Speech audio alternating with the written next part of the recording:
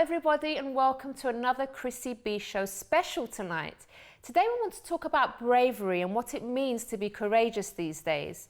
When we mention bravery, you may get this image in your head of a fireman running into a burning building or a selfless person jumping into a treacherous river to save someone.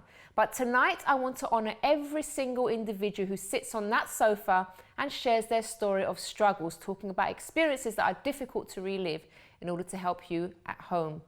I believe they're just as brave as those who physically help others, because it really does take some guts to get on national television. Of course, we can't show you all of the real life stories we've featured on the show, but today we'll look back at some that really stood out for me. First up, we have the story of our very own fashion stylist, Cynthia Liza Gregoire, and she was talking about post-traumatic stress disorder after a tragic accident. Also, we'll recall former Britain's Got Talent dancing contestant Fabia Chera, who was bullied and abused from a very young age. Then we'll take a look back at our secret diary of a cool girl show we had with Claire G. And finally, we'll check out the time when I met ex-professional boxer Mark Prince, who at the time broke down in tears whilst talking about the death of his 15-year-old son who was stabbed to death. But first up, it's the story of our lovely fashion stylist Cynthia Liza Gregoire. Let's check it out.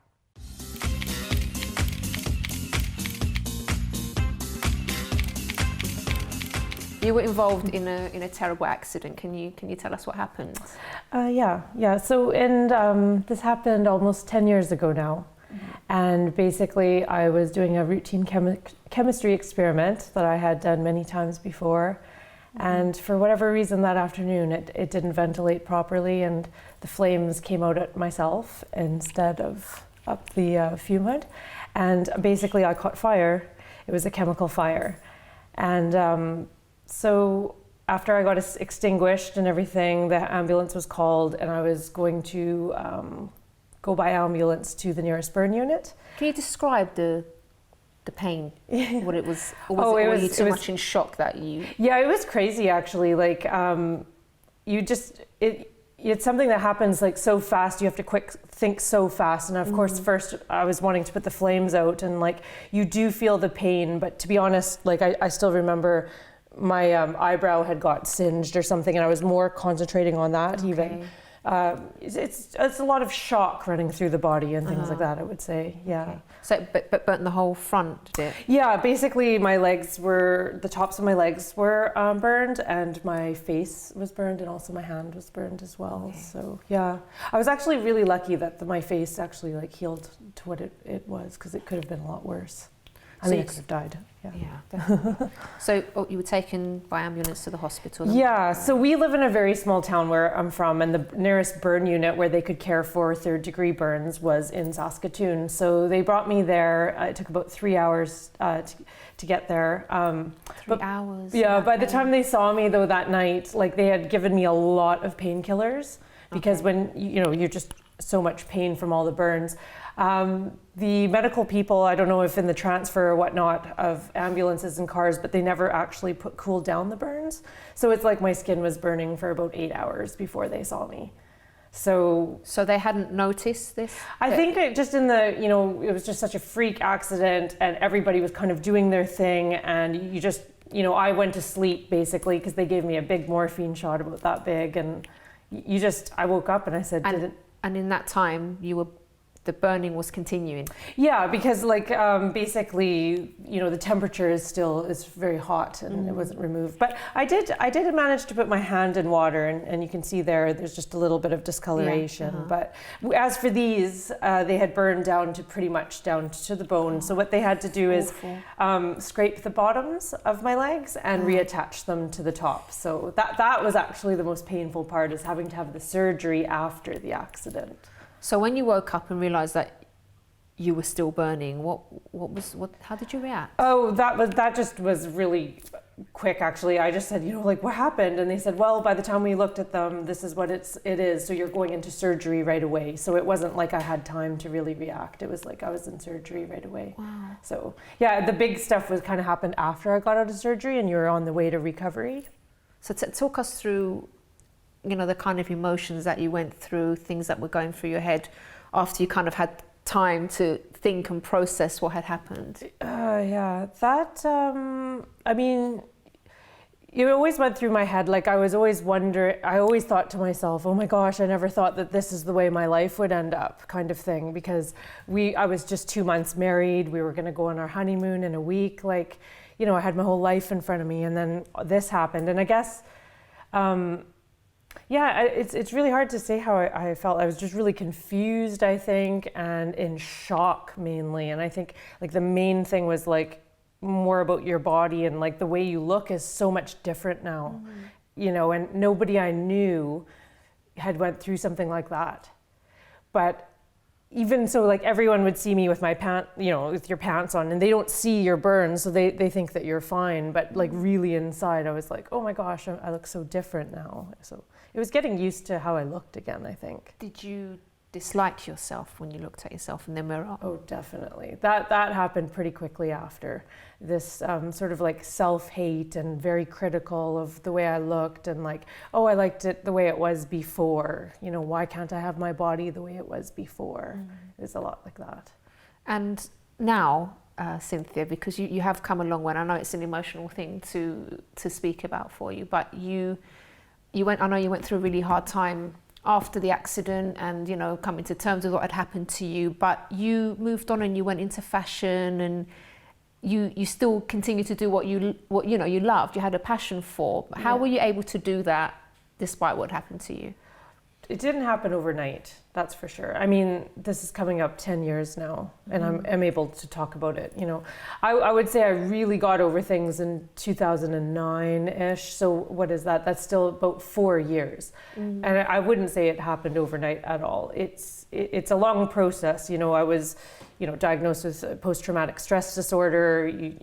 I went into a depression, and I think you almost have to hit rock bottom almost, and then kind of your thought processes change, and then you start thinking positive again. And I think after I started doing that, this just became so trivial in my life, I think. And this part, being able to wear shorts in public and a dress in public, and people still ask you, what happened to you, kind of thing. But the fact that I wear it anyways, I know that I don't care anymore. I know I'm truly kind of like over it a bit. Which is wonderful. Yeah, which is really, really good. I wouldn't say it comes overnight. No. Now, can I just ask you as well, because you mentioned that you were just recently married when the accident happened. How important was the support of your husband during that time? Did it bother him, or was he, in a sense of like, did you feel insecure around him because of the burns? I wouldn't say that I felt insecure around him. I think that, he was the person I told that I didn't like my body anymore a lot. And so at least you opened up to him. You didn't sort of hide away in a shell, but he was there for you, and you were able to express yourself to him. Yeah, and I mean, as much as he didn't know what I was going through, because that's the thing, is like, it's difficult. He's not a female, and he, I think for that reason, I don't think he was as cosmetically sort of, as fixated as I was on the issue. But I mean, he was my sounding board for my complaints about myself. And he always just said, I would love you anyways. Oh, so sweet. Oh, she's doing so well, Bliss. You're doing so well, sweet. Okay. So now tell us about life for you now, because obviously you have your goals, you have your ambitions, you're great at what you do. You don't appear, for example, doesn't appear when you're on camera that anything of the past is affecting you. What are your future goals, your future plans? I don't know. I just got a master's degree in journalism, and I really hope to do fashion and music journalism. Okay. But I also have a teaching degree, and I've been doing a lot of teaching jobs too. So I think life, I'll have a blend of things that I do, and I'm not quite sure if I found that thing, but I'm happy with what I have right now. I'm on the show that's, beyond my wildest dreams. So is having my own radio show at the moment, and things like that. Like, I just take it a day at a time, I think, and see where life leads you. And Cynthia, just a few words for our lovely viewers at home that may have been through something similar to yours, or, something that's affected them emotionally and maybe made them feel bad about themselves. Maybe they look in the mirror and they don't like what they see. What advice would you give to them?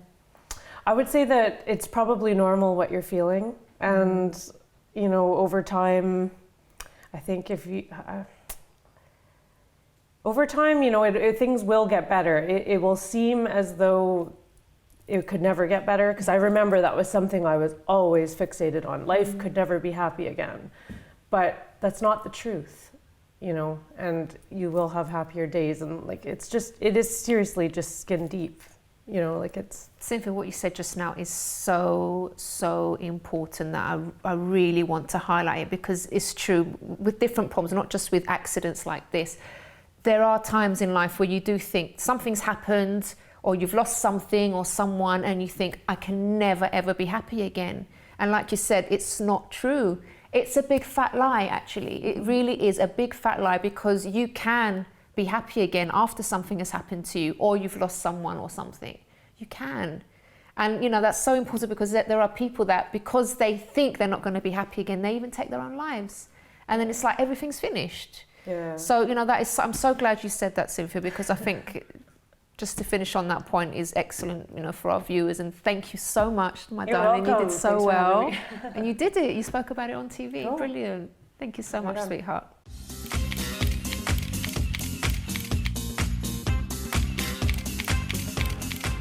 And I'm so glad Cynthia's doing so well today.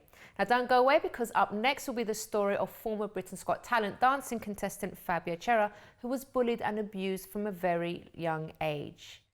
See you in a second.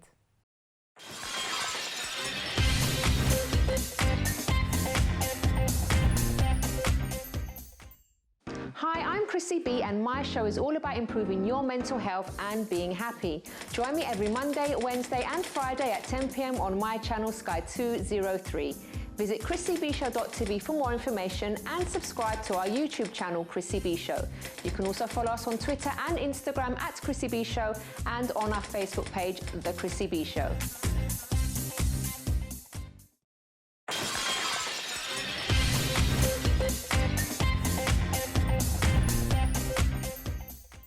Welcome back, and if you've just joined us, today's show is all about being brave, and more specifically, being courageous enough to tell your story on national television to benefit and inspire others.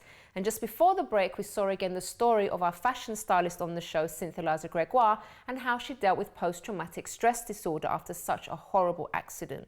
But now it's time to look back at the story of former Britain's Got Talent dancing contest, Fabio Cerra, who was bullied and abused from a very young age. Let's watch this.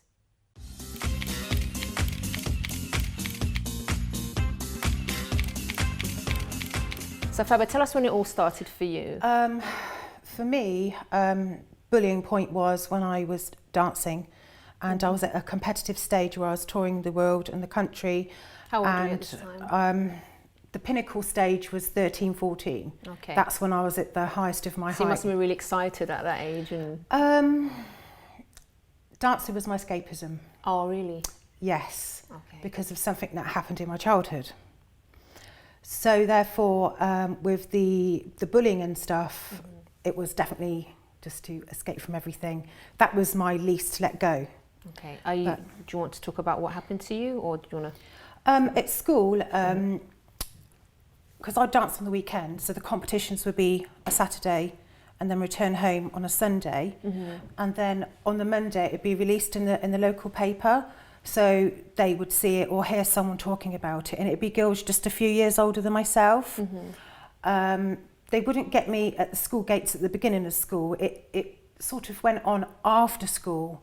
They would follow me home, pull my hair, punch me. How many girls are we talking about here? 4 or 5. 4 or 5. Not just one. I mean, don't forget, I'm going home alone, having panic attacks and anxiety attacks, thinking I just wish I could fly home right now, because you can't. I mean, you want to walk home as fast as you can. That's when the anxiety would come on. Yeah.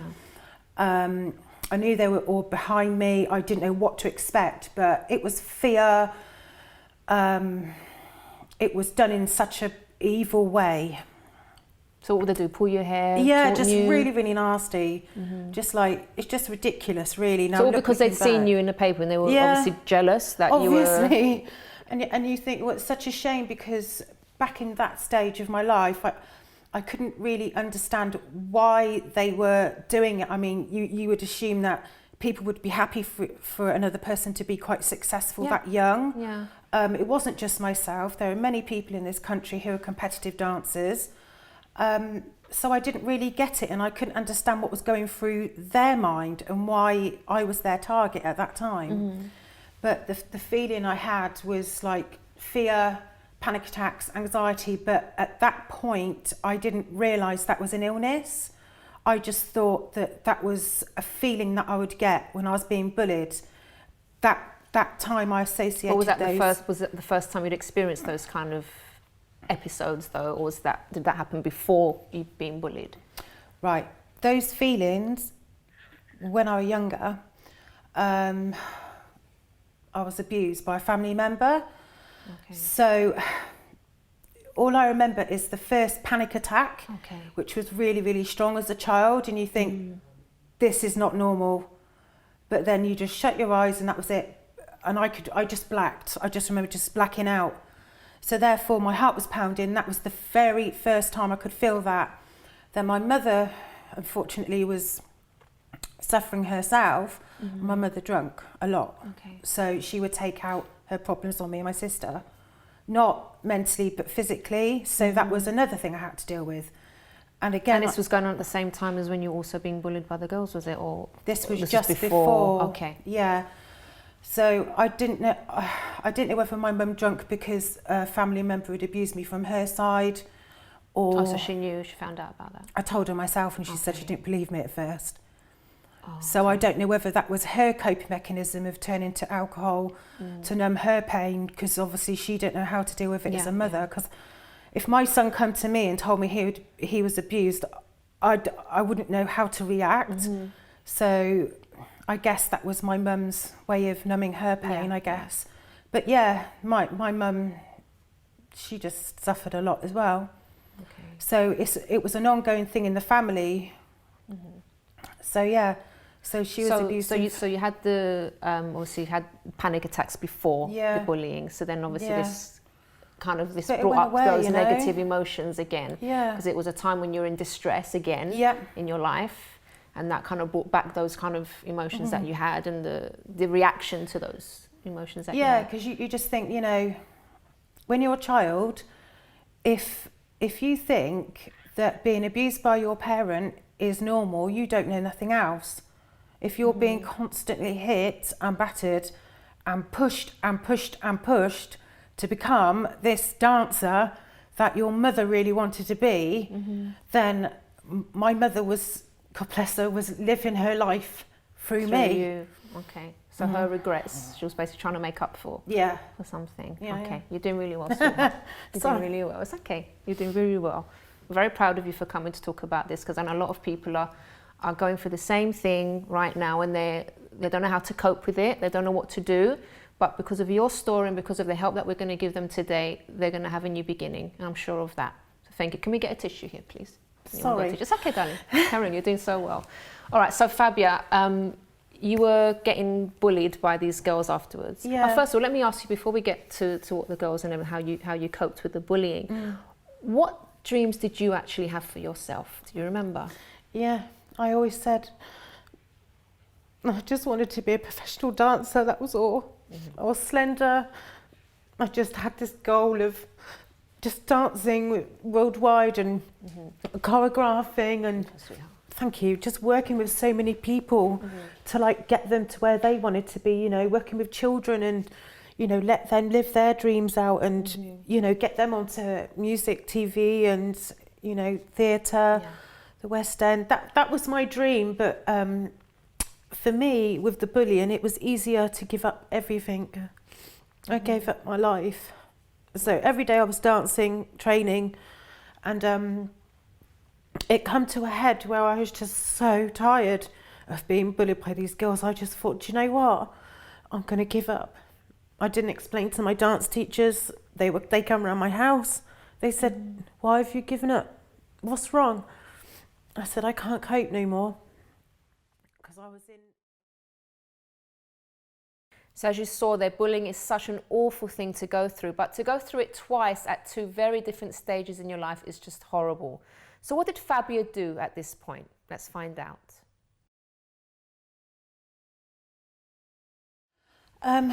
When I decided to give up all my dancing, all my dreams, the bullies went away. And it was just something I had to do. I just felt like that was the only decision I could make, was to break free and just let them win.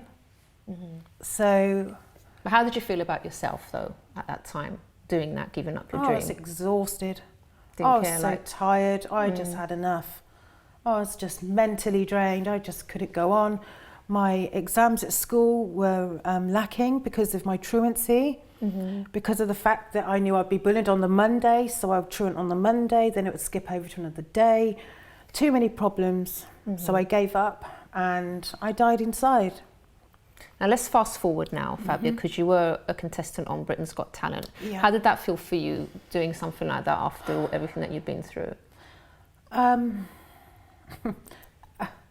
Amazing, totally amazing to think that everything had gone.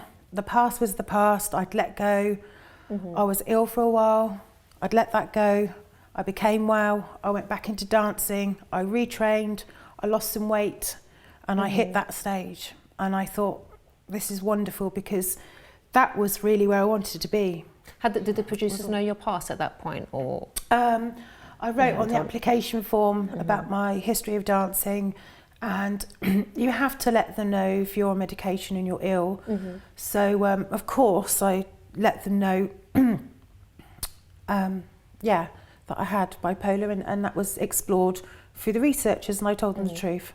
But I'm saying, did they know about the sort of the stuff that you'd been through, like with the bullying and everything like that, or they didn't? That's a really good question, because I really don't know about that side until later on. All right. I think when you're first within the show, I don't know how far the researchers would go. So, but yes, the book that I wrote was about then. So yes, maybe they got hold of it. I don't know. But then, even though you being on TV, obviously everyone gets to know you, even if it's just for a while. Yeah. That obviously left you open to attacks from people, from the media even. Absolutely. So what was it that happened at that point? I did the first audition, which was filmed, and then it went out live in April, and then had journalists obviously mixing stories as they do. They got hold of the book again and twisted it, as they do, because that's what their job is about. They get paid for that. So but it was a friend of mine. She said, look, I know you haven't got Facebook and you haven't got the social media at this point. You've got some attackers, threatening you, and being just vicious. You fat slag, and you're disgusting. If you were my mum, I would kill myself. Oh, It's unbelievable. So I was like, do you know what? I hope that you really don't mean that, because I'm a believer in karma. Enough said. But how did you cope with that? How did I cope with it? Was it different to? But because I'm older and I suffered so much back in the day, it was, of course it's hurtful, but because I thought, this is my second chance. Am I going to let people bully me again? A second chance? Not a lot of people get that. So I thought, right, no one's going to let me down. I'm not even going to let myself down. Get on with it. The producers were wonderful. They said, please don't read the social media. Please don't buy the papers. Just we'll protect you. And they did. They were fantastic, actually, because they actually support you mentally. I had a one-to-one all the time. Yeah, okay. Yeah, because obviously they understood. Yeah. They didn't want me to snap. So no regrets then? Absolutely not.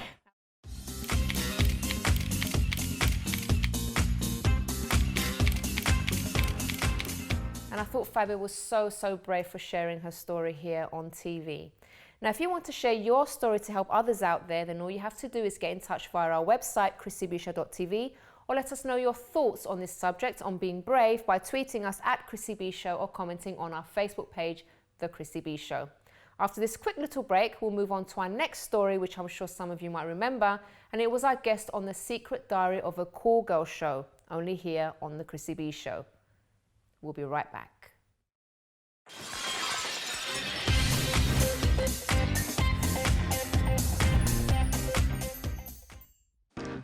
Chrissy B, and my show is all about improving your mental health and being happy. Join me every Monday, Wednesday and Friday at 10 p.m. on my channel Sky 203.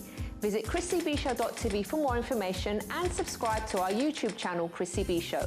You can also follow us on Twitter and Instagram at Chrissy B Show and on our Facebook page, The Chrissy B Show.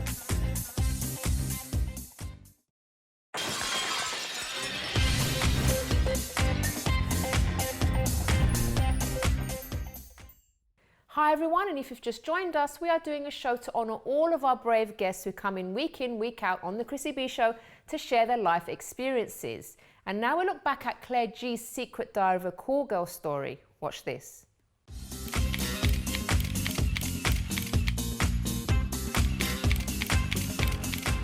Hello Claire, thank you so much for joining us. Thank you. So first of all, I think you're extremely brave to come onto the programme tonight. And I know you've come here because you basically want to help others that are caught up in this lifestyle, because you yourself, you went through it, you came out of it, and now you have a new life for yourself. Yeah, But you've written 2 books to basically help other women that may be going through or even considering going through it. Yeah, I think that the main purpose for me writing the books was to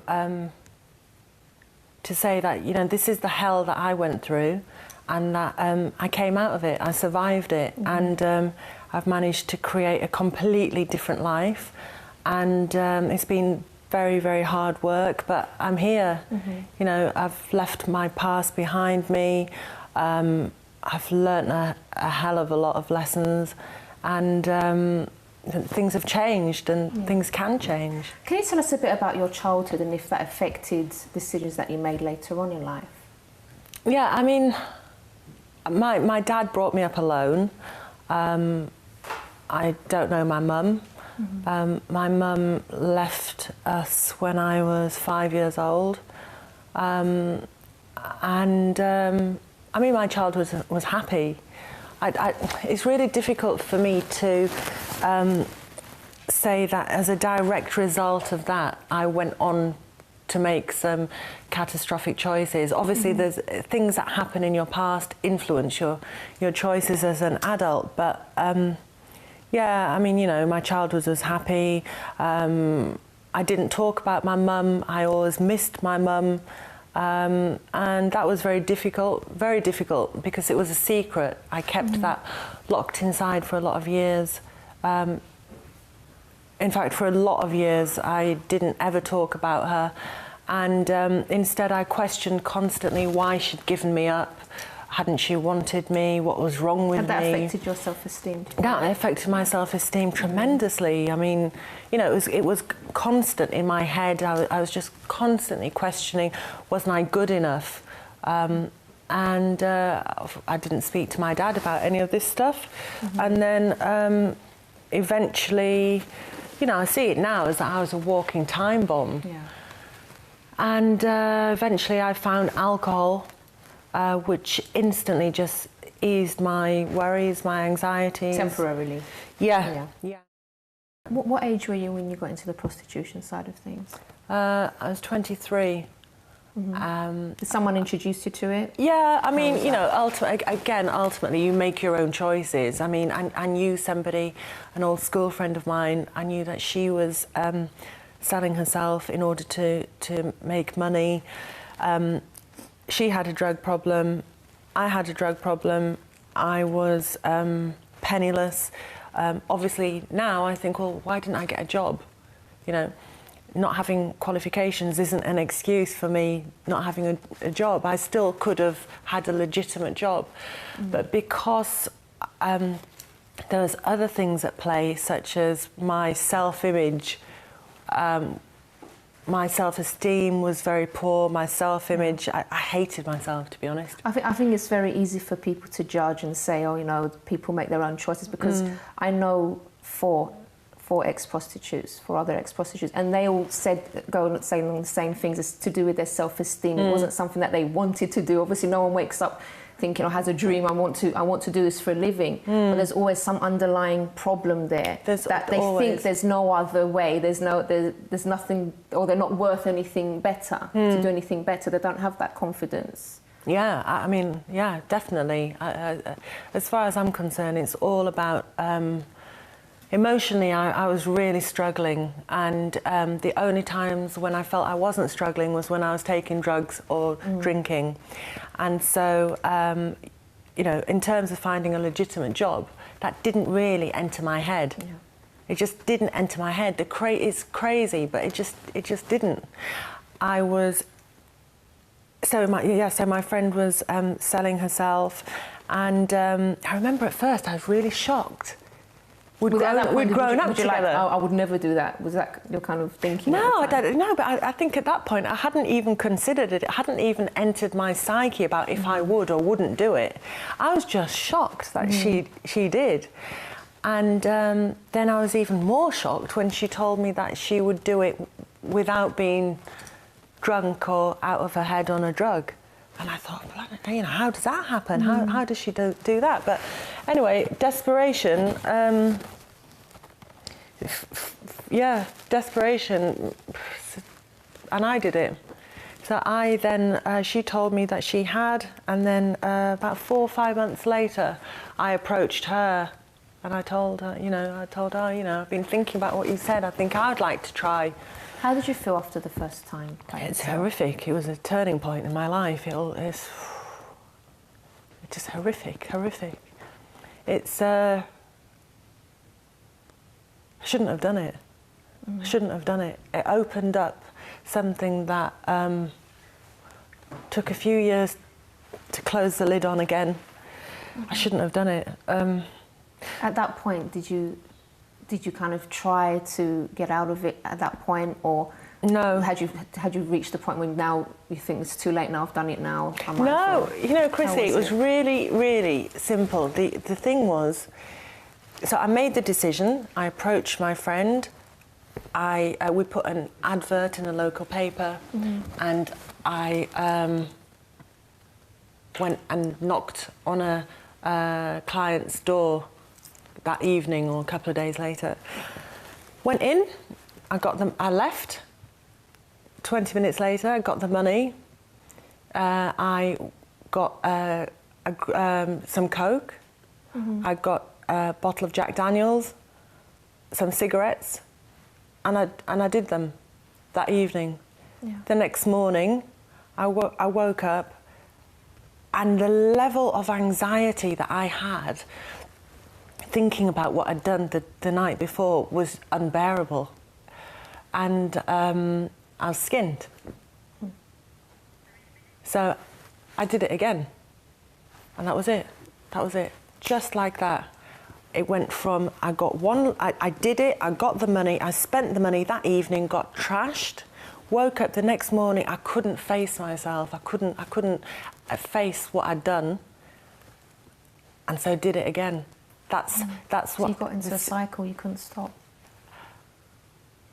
Yeah. Shockingly easily, but it's only shockingly easy when you've got emotional problems in the first place. Yeah. If I didn't have those emotional problems, I'd have been shocked at the idea that my friend was a prostitute. Not even gone there. And I would not have even thought about going there. What was the worst moment for you, would you say? I can't say that was it all? Yeah, there wasn't like a defining moment where I thought, I've got to change this, I've got to stop this. It was constant. I was on a treadmill. My self-image never improved. It got worse, if anything. So when I wasn't, so for an example, in the mornings, usually I'd see a client in the evening. That wasn't getting any easier. So the build-up leading, going to see the client, I was anxious as hell. That always remained. For the whole time that I was doing it, that remained. The next day, the self-disgust and anxiety and self-hatred about what I was doing remained. In fact, that got worse. And as it got worse, my inability to physically take care of myself, so to have my hair... It never got easier? It never got easier for me. No. No, because you know,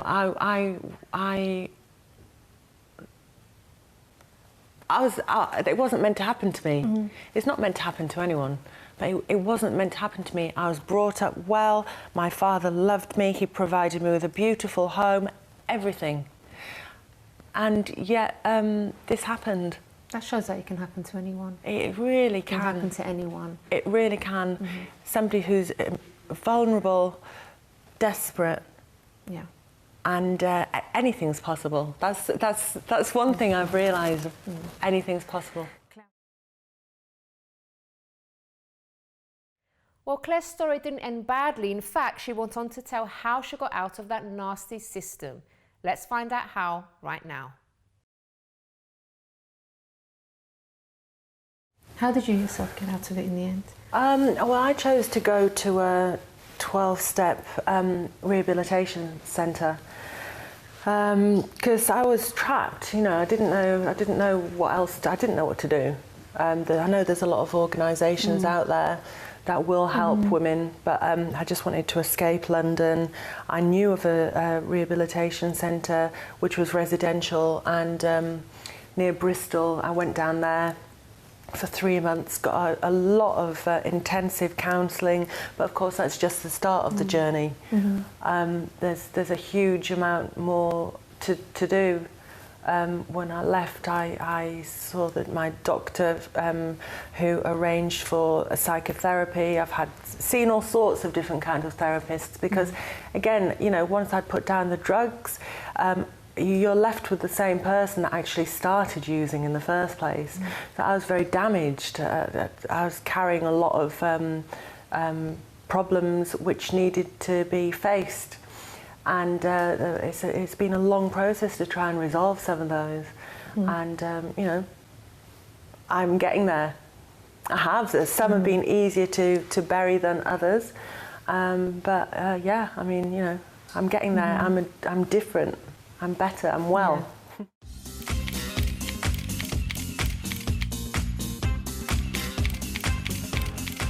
So Claire's story goes to show that no matter what your past, you can always rebuild your life. Well, don't go away, because after the break, we'll share with you our final brave story of one of my ex-professional boxer, Mark Prince, who at the time broke down in tears whilst talking about the death of his 15-year-old son who was stabbed to death. So make sure you don't miss it.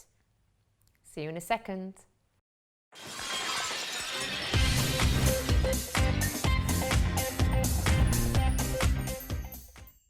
Hi, I'm Chrissy B, and my show is all about improving your mental health and being happy.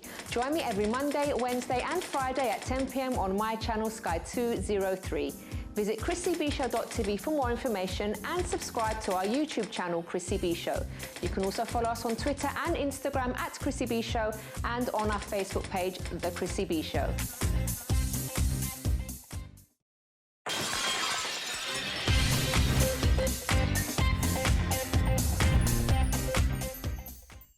Hello everyone, and if you've just joined us, tonight has been all about our very brave guests that come onto the Chrissy B Show to share their difficult experiences.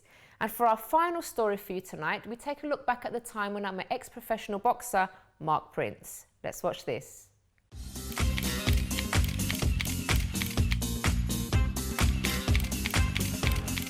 Tell us about your son, first of all, Kyan. What was he doing with his life? Kyan was just like any other young child growing up. You know, they go through their stages, giving you problems, and you have to go down to school and talk to teachers, tell him off. Sometimes I'd have to smack him if I saw it necessary to let him know that I couldn't just let him continue. But he was really good at football, right? Excellent, excellent footballer, and the talent was evident from quite early on. Yeah. And in his own area, he played with Watlins. He'd come from Edgware, and then he got scouted from Watlins to Queen's Park Rangers. But we had a choice: Arsenal, there was West Ham, and we decided. So he had a promising future ahead of him then. Most definitely. And we decided to go with a club that might look after him a little bit more, because Arsenal might have a lot of guys just coming through, and they might be expendable. But QPR might see his real talent and invest more time in him. We were right. QPR is a great club. They invested time in Kyan, and called us in and said, look, you know, your boy's doing so well. Even though he's 15, we want to put him over to the 18s because he's going to outgrow his own age. So I was really proud. I still remember just hugging him outside, giving him a kiss, and just telling him how proud I am of him. So you said you received a phone call one day. Can you talk us through that? Yeah.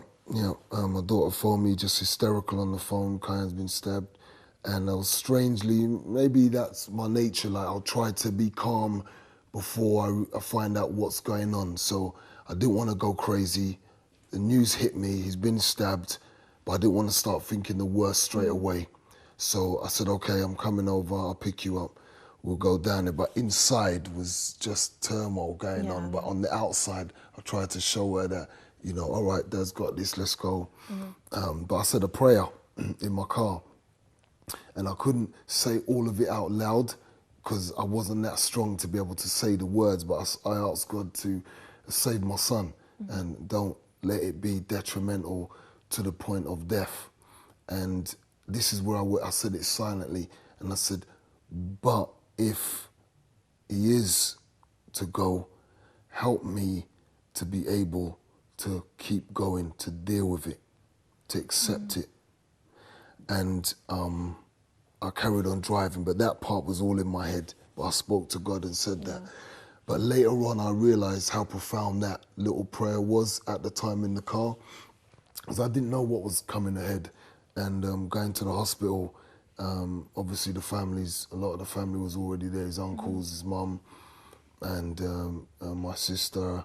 And when I got in there, it was just quiet. They're just informing that they're waiting.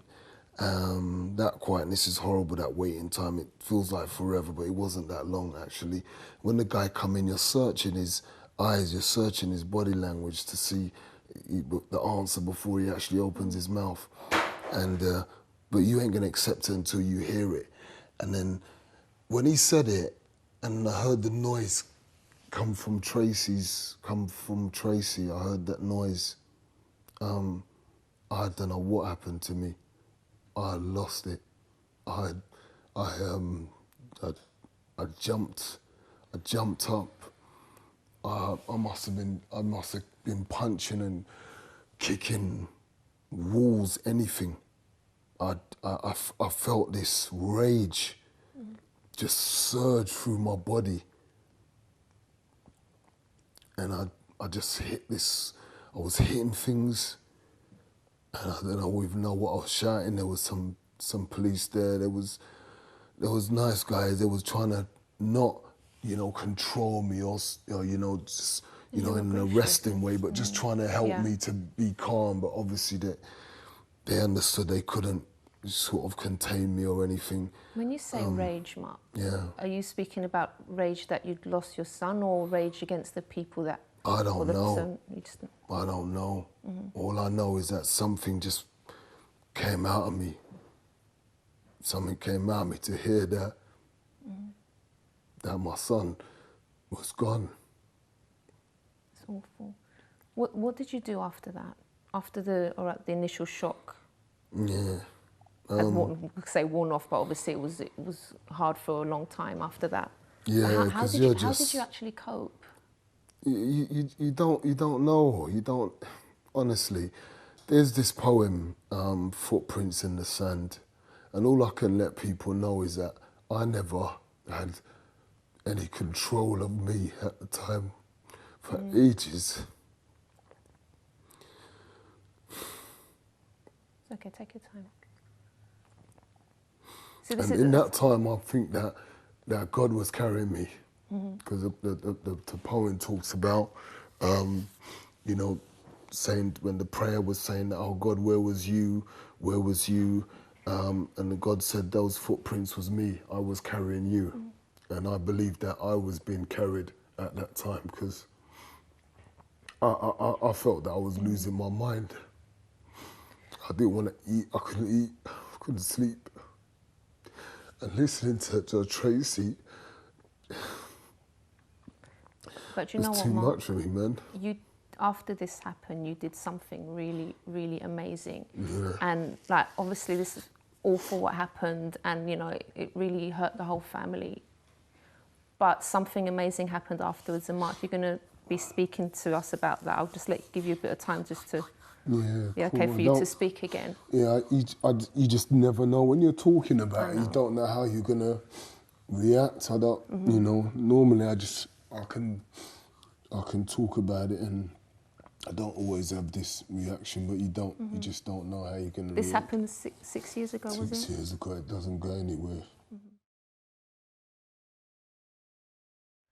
So what a sad and devastating time that was for Mark and his family. But of course, as we always say, there's always light at the end of a very dark tunnel. And that's exactly what Mark experienced in his journey. Let's find out what happened after Kyan passed away. But then what was the turning point? How did you manage to change all those negative emotions that you had into something so positive, which we're going to be speaking about in just a moment? How did you control that and turn that around? I keep telling people when they ask me, like, I can't just say, oh, you know, I know how this is how it was done, and you know, and then they can pat me on the back and say, well done. No, I keep giving praise to God, the Most High. Why? Because I never had the strength to do this. The 3 court cases before I got to hear them say that this guy's guilty of the crime.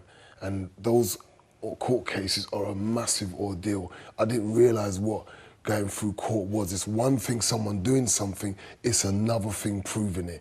Justice ain't justice, it's a whole different cat and mouse game. And I realized that when I went to court, and you just go nuts when you go to court, because you're expecting, as an ordinary, you know, citizen, you're expecting justice, and then you just hear all these game playing, and this guy who's got some degree in this but talking he was found guilty. Oh, it was a mess, but he was found guilty. So was it then after that you actually? But it was during the trial. Oh, during. That my change happened. There was one time when I messed up one of the cases by saying something to a juror, and I had such a bad day because the juror kept talking about he needed to hear this witness again, and that was an ordeal for us. So your job's to listen, that's all you're doing. So I just wanted him to do his job. So asking him to come out again, even the judge had to say something about it. So I saw them at the station. I said, do you realise how much you're hurting the family by, and they've run back to court, and then they've thrown it out, and they had to start it all over again. But on the way home... So you realised then that you had to do something positive? Yes, because what happened, even Tracy turned on me. Because obviously it's not her fault, she's going through so much, she just wants it over. So then she got upset because she had to start the whole court case again. And I felt really ostracised, I felt alone. I just felt like there was no one. And I remember going home and only my brother was with me. He followed me all the way home and sat down. And I cried out to God, and I tell you, I cried so hard, my heart and soul came out, and I said to God at that time, you take this. I can't do this. Every day I'm envisioning killing this guy. I must have killed him 100 times already, and it feels like it was eating away at me, because that's not who I am as a human being. And I just wanted to do this. And when I said this to God, and I said, you take this, I can't take this anymore. You deal with this. What is it that you want from me? It was like a weight was lifted off me. And it was like when I finished crying, it was like 100 pounds was on my back, and it just got taken off. From that day, I began a new journey. Wow. And when I went into court, I was able to look at his family without scowling. I used to just try to look for an excuse, say something so I can let off and have an excuse.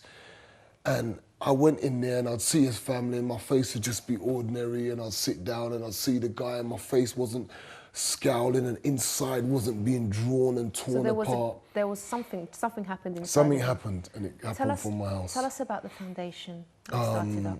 Well, the foundation started when ITV wanted to start doing some coverage on what was going on with the court case, and they gave me the film to do some home filming of how I felt. So I was doing a little diary. I was building this documentary, And then because I kept always saying to God, look, you know, what is it? I know you haven't just allowed my son to go for no reason. I know. So you got to show me. And then I felt as if he was calling me out to do something. You need to be proactive. You need to take part in this. Do what you haven't even thought about doing. Getting involved and helping the same young people that are messed up. And you already had a talent in that. You already had a talent working with young people and yes, helping young people. but I didn't think about that. I just thought, this is the way I looked at it. I thought, I'm helping these kids and this is what they've done. You know, these kind of kids have done to my son, and I'm out there trying to help them out of that lifestyle. That was my reaction. But I felt God was impressing on my heart that, no, I want you to go out and help them and turn it around. And I want you to use your rough background that you've had.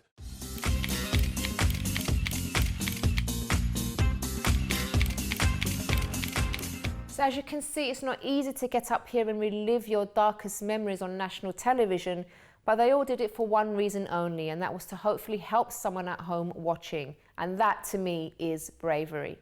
Now remember, if you have a story to tell us, an experience to share to help educate, inspire and motivate others, do get in touch via our website, chrissybshow.tv, or let us know your thoughts on this by tweeting us at Chrissy B Show or commenting on our Facebook page, The Chrissy B Show. And you know, when you go through problems, it's like you're the only one who feels so badly. And it's a very, very lonely place to be. But hopefully tonight we've shown you that there is life after going through a really hard time. And also, if you want to know how I fought depression, panic attacks and other mental health issues and won, visit my website, mylifeafterdepression.com, and do get in touch with me if you need someone to talk to. Until next time, bye-bye for now.